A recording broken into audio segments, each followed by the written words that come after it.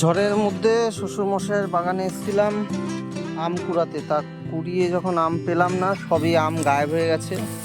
তারপর বেশ কিছু আম পেড়ে নিলাম। এই যে দেখা যাচ্ছে বেশ কিছু আম পেড়ে নিলাম। এখনো এই সব গাছে আম রয়েছে।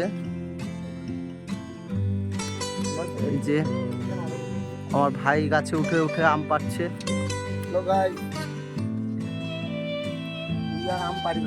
এই বাগানে আম কম অনেক, ওইদিকে বাগানে অনেক আম ছিল।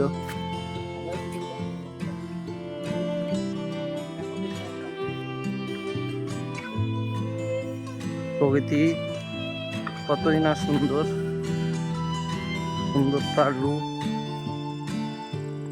আর সেই রূপ দেখতে এই যে একটা আম পড়ে রয়েছে,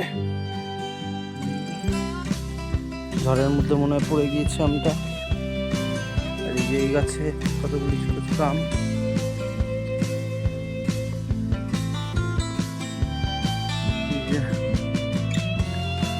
এই গাছে বেশ কয়েকটা ছোট ছোট আম।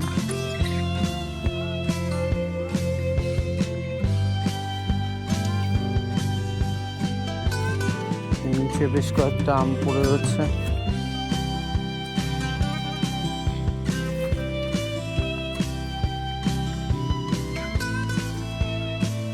শ্বশুর মশাইয়ের কষ্ট করা জমি, তার আম। কিন্তু এই দেখেন, এই গাছটা কে যেন পুড়িয়ে দিয়েছে। শুনেছি পিকনিক করতে এসে নাকি পুড়িয়ে দিয়েছে। গাছের তলায় রান্না বান্না করতে গিয়ে গাছটাকে শেষ করে দিয়েছে।